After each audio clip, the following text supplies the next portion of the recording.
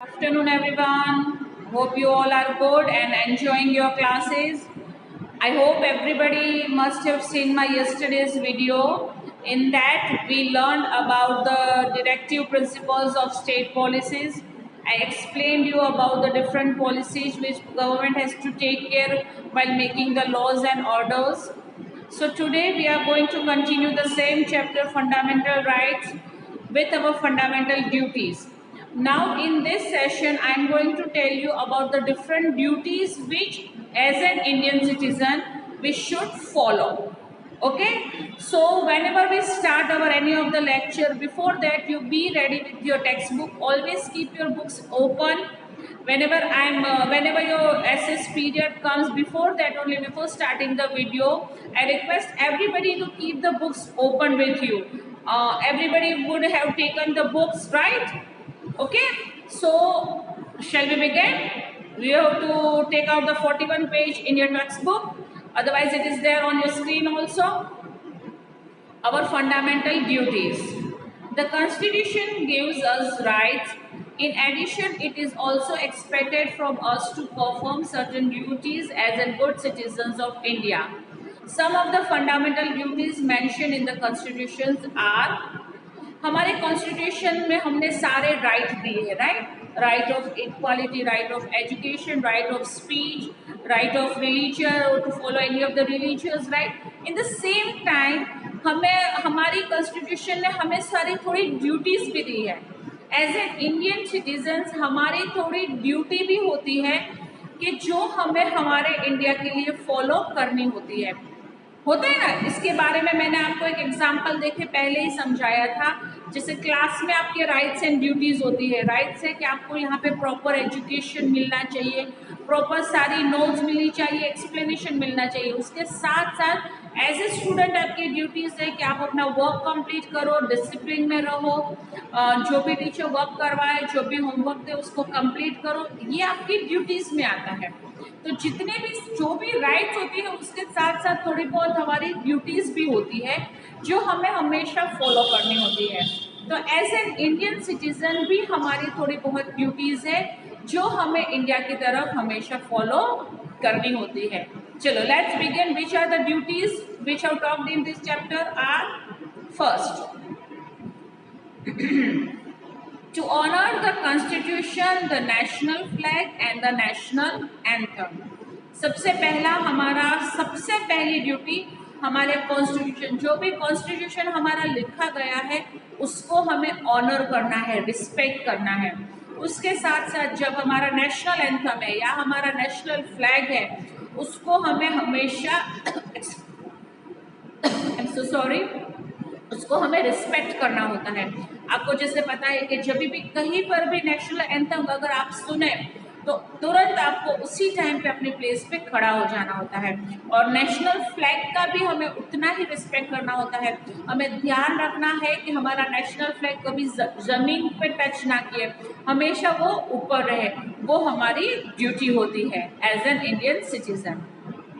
Next, to honor the noble ideals which inspired our struggle for independence. हमारे पुराने जो भी आइडियल्स है, जो भी लोग थे जिसने बहुत सारा सेक्रीफाइस किया है हमारे इंडिया को इंडिपेंडेंट बनाने के लिए, जिसके बारे में हमने बहुत बार, लाल बहादुर शास्त्री, गांधी जी, वल्लभ भाई पटेल, सुभाष चंद्र बोस, भगत सिंह, बहुत सारे ऐसे लोग हैं जिसने फ्रीडम फाइटर्स में बहुत फाइट किया है हमारे इंडिया को इंडिपेंडेंस दिलाने के लिए. उन लोगों को हमें रिस्पेक्ट देना है, उन लोगों का हमें आदर करना है, उनको ऑनर देना है हमें. Okay, next, to uphold and protect the unity and the integrity of India. हमारी यूनिटी, हमारा भाईचारा जिसको हमें प्रोटेक्ट करना है.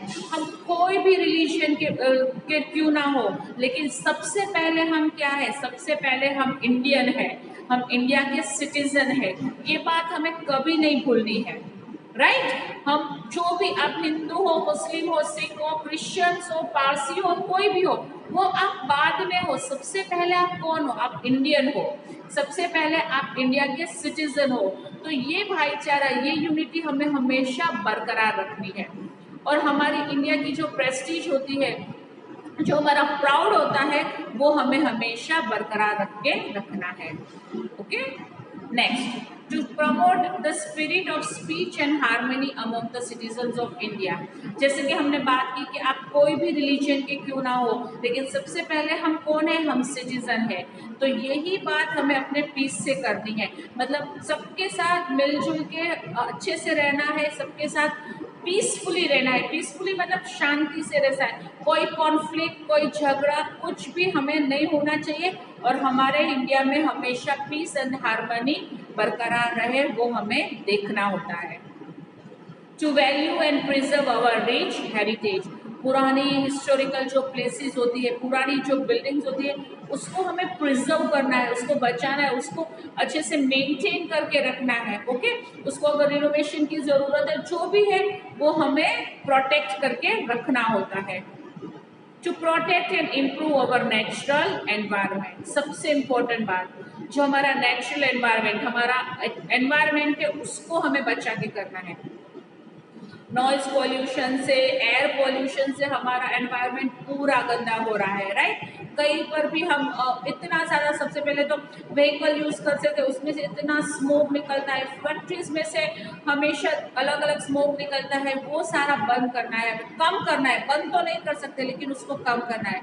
उसी के साथ साथ कोई भी कचरा, कुछ भी ट्रैश होता है, वो हमें कहीं पर भी फेंकना नहीं है, वो हमें हमेशा डस्टबिन में डालना है, जिससे हमारा एनवायरनमेंट हमेशा क्लीन रहता है। उसके साथ साथ हमें बहुत सारे ट्रीज को अप्रूव करने हैं, और ट्रीज को हमें लगाने हैं, जिससे हमारा एनवायरनमेंट ज़्यादा ग्रीन होगा, जिससे हमें ऑक्सीजन ज़्यादा प्रोवाइड होगा और कार्बन डाइऑक्साइड कम होता रहेगा। उस तरह से हम अपना एनवायरनमेंट को बचा सकते हैं, राइट। तो ये सारी हमारी ड्यूटीज़ है। उसके साथ साथ हमारी ड्यूटीज़ है कि कोई भी पब्लिक प्लेस हो, हमारी नेशनल प्रॉपर्टी हो, उसको हमें डैमेज नहीं करना है कहीं पर भी। चाहे हम ऐसा सोचते हैं ये हमारा थोड़ी ये चलता है, नहीं, ये हमारे इंडिया का है, इसलिए कोई भी नेशनल प्रॉपर्टी हो, कोई भी पब्लिक प्लेसेस पे जाए, हमें कुछ भी हमें नुकसान नहीं करना है, उसको हमेशा उसको प्रिजर्व करके बचा के रखना होता है। तो ये होती है हमारी फंडामेंटल ड्यूटीज। तो ये चैप्टर में हमने जाना कि which were the duties, which were the rights of an Indian citizen, which were the duties and which were the duties of the government.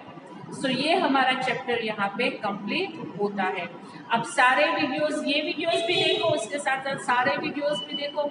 ये चैप्टर में अगर आपको कुछ भी ना समझ में आया हो तो आप मुझे पूछ सकते हैं। Understood? I'll catch you again in the next period. Till then, take care. Bye bye.